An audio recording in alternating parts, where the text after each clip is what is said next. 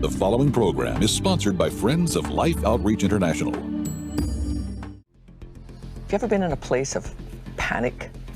You just don't know what's going on. You just don't understand. Well, in the darkest moments in life, I believe that Jesus looks right at our fear, right through our fear, and says to you and to me, trust me. Spend Wednesdays in the Word with Sheila Walsh and learn how God loves us and is in control, even when He seems absent from our circumstances.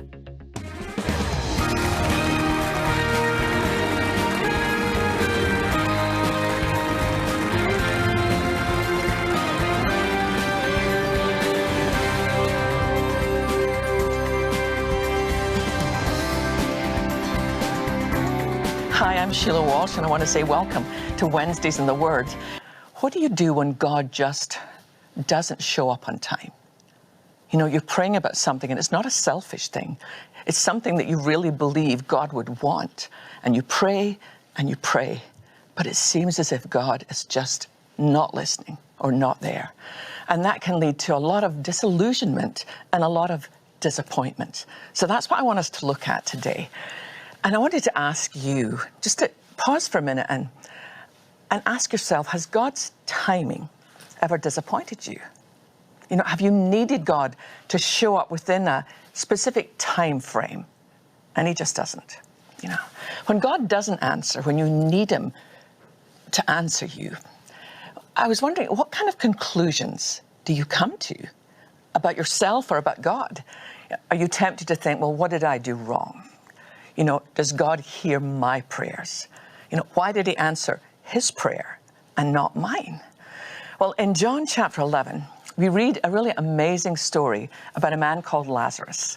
You probably know he was one of Jesus' closest friends. But when Lazarus needed Him the most, Jesus didn't come. Other than the death and resurrection of Christ, the story of what happened to Lazarus is one of the most amazing miracles. But it's only told in one gospel, the Gospel of John. And we're going to see why that was so in a moment. Lazarus died, and he was going into his fourth day in the grave. Well, you would imagine that anyone who saw a miracle like that when Jesus called him back would never, ever doubt again, A, who Jesus was, and B, that God was on this earth and moving. But that's actually not what happened. In John 11:45, we read this. Many of the people who were with Mary believed in Jesus, but when they saw this happen, this miracle, some went to the Pharisees and told them what Jesus had done. Now, later on in John chapter 12, verses 9 through 11, we read this. When all the people heard of Jesus' arrival, they flocked to see Him and also to see Lazarus, the man Jesus had raised from the dead. Then the leading priest decided to kill Lazarus too, for it was because of him that many of the people had deserted them and believed in Jesus. Wow. Have you ever been tempted to think that miracles would change you? You know, have you ever thought, if I'd only been there, if I'd just seen some of these miracles, it'd be so much easier for me today to believe. But I think what that passage shows us, that's not true. Miracles don't change us. Obedience to Christ is what changes. So let's take a look at Lazarus' story. In John chapter 11, first 3 verses, here's what we read. Now a man named Lazarus was sick. He was from Bethany, the village of Mary and her sister Martha. This Mary, whose brother Lazarus now lay sick, was the same one who poured perfume on the Lord and wiped His feet with her hair. So the sisters sent word to Jesus, Lord, the one you love is sick. I think that's interesting because, you know, even though Lazarus is not a name that's used in our day, it probably was then. They wanted to make sure that the messenger got it clear. It's not Lazarus the baker or Lazarus who looks after sheep. Lord, it's our Lazarus. It's the one that you love. Now, they don't have a single doubt that He will come. I mean, if you think about it, they'd seen Jesus heal total strangers, and they were some of Jesus' closest friends. Now, from where they were and where Jesus was at that point, it was about 20 miles, a good day's walk. So they sent a messenger. It would take a day to get the message to him and a day to get back. Now, I just imagine Mary kneeling by Lazarus' bed, her beloved brother, and saying, Lazarus, hold on. Hold on. You know, the minute that Jesus knows that you're sick, he'll be here. But Jesus doesn't come. In fact, here's what we read. Jesus loved Martha and her sister and Lazarus. Yet when he heard that Lazarus was sick, he stayed where he was 2 more days. Now, why? Why would Jesus do that? Why would he wait? Even though he knew he was going to go and eventually bring back Lazarus from the dead, why would he do that to people he loved? Why would he put Mary and Martha through all that pain, knowing that he could just go immediately and save Lazarus' life? Have you ever been in a place like that? You needed God to move now. I remember that with my mother-in-law, Eleanor, when she got very sick with liver cancer. She desperately, desperately wanted God to heal her. And I remember her asking me to take her to 1 or 2 healing ministries, you know, where she'd heard of great miracles.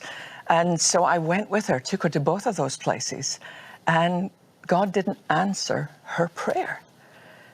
And the thing that was hard for me to hear was my mother-in-law believed it was because God didn't love her as much as he loved other people. Her thoughts to me were, it must be something in my past. It must be some things that I've done. That must be the reason that God is not healing me. It took me a long, long time sitting with Eleanor, praying with her, praying for her, to help her understand that sometimes we just don't understand God's ways. His ways are higher than ours, but it does not mean that God does not love you every bit as much as he loves a person who gets the miracle they've been longing for. Well, when Jesus decides to stay, the disciples are relieved because the last time they'd been in Judea, the people had tried to stone Jesus, so they were very glad. But then on that 3rd day, Jesus said to them, okay, now we're going. And they're like, Lord, why? Why on earth are you going now?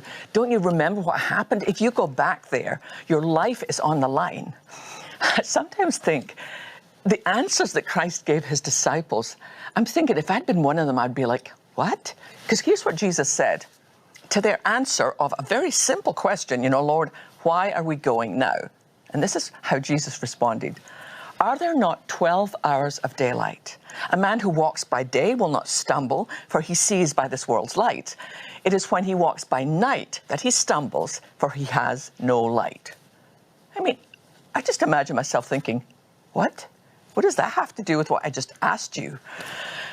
I think it's interesting to note that in verse 16, it's Thomas, you know, the one we call Doubting Thomas, who actually says, you know what? Let's go to and die with Jesus.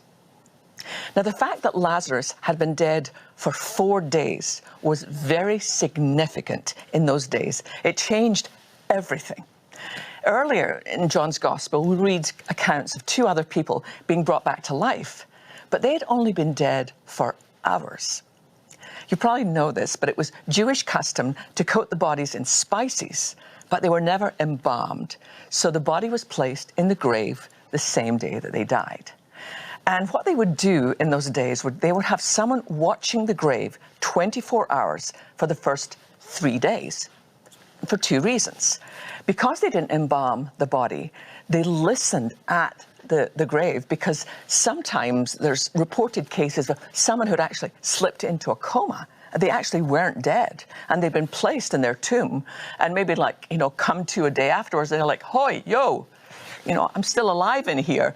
So for 3 days, someone would listen. They took shifts. But there was also another very bizarre belief in those days.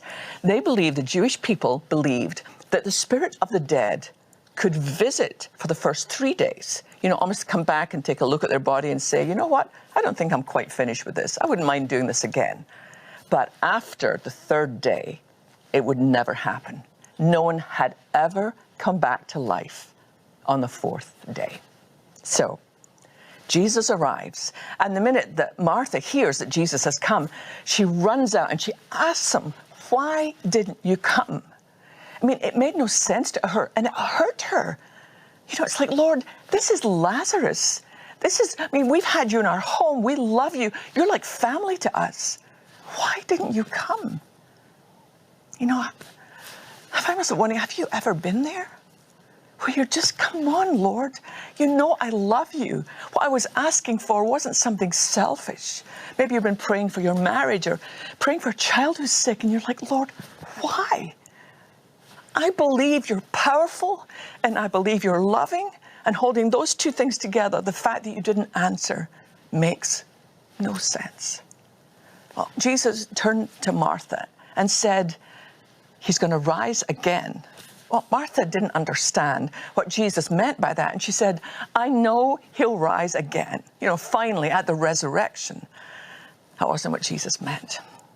Well, Mary, she had been in the house. She was sitting with friends who were just weeping with her. But when she heard that Jesus was here, she ran out, and typical of who Mary was, she fell at Jesus' feet, sobbing.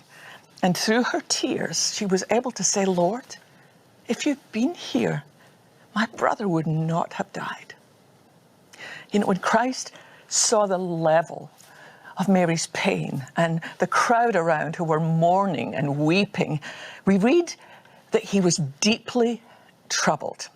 But the word used in the Greek here, it's a word that you would use like for a violent thunderstorm or a horse just snorting. There's rage in it.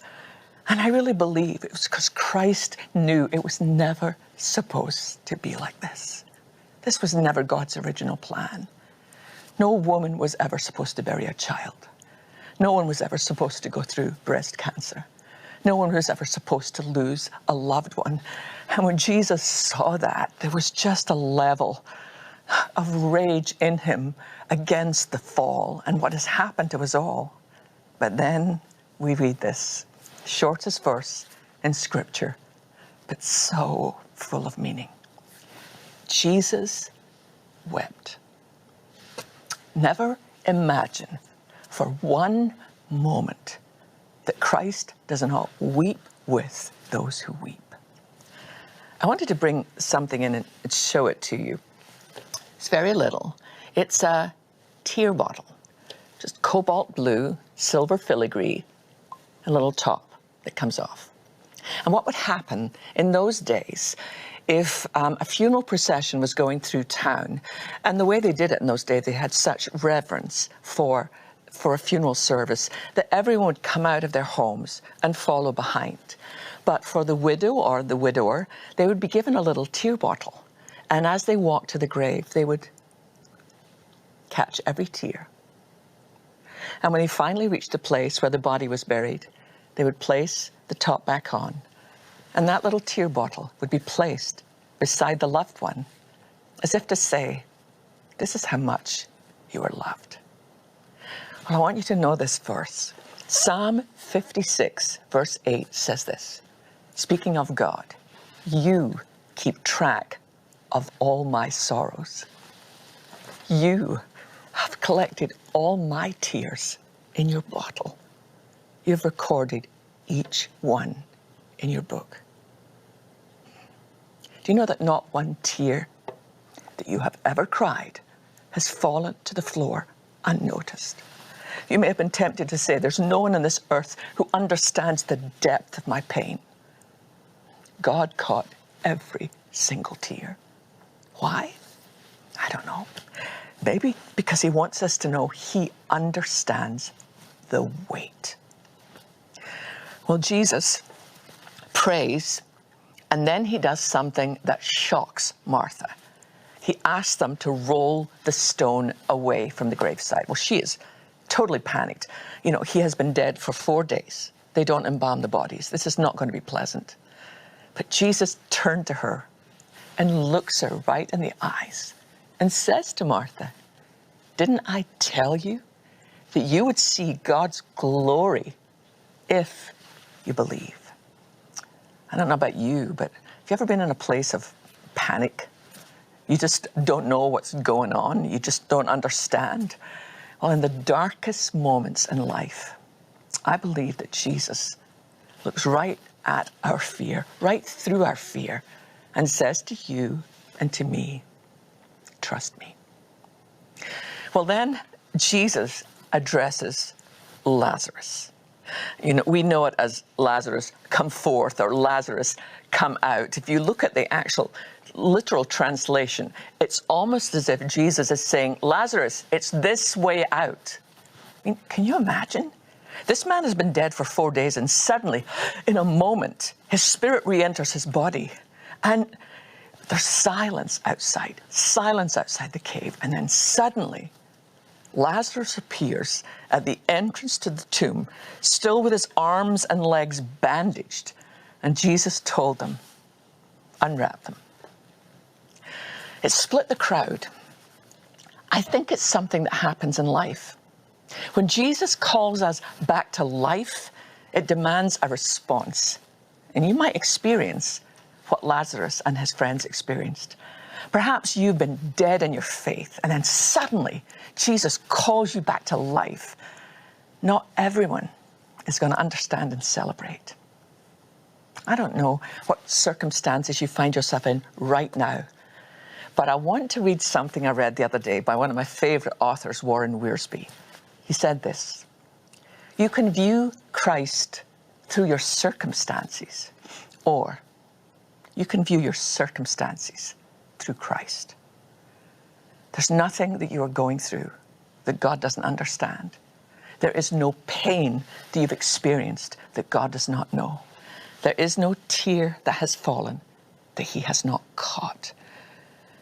And even though sometimes we have to wait and wait for an answer, let me tell you, my dear brothers and sisters, it is never because God doesn't love you. His timing is perfect. And sometimes we have to walk through tragedies. Paul calls it the fellowship of Christ's sufferings. I don't always understand God's ways. I don't understand why my father committed suicide at 34. I don't understand a lot of things. But I've come to the place in my own faith where I don't need to understand everything because I trust his heart. God is for you.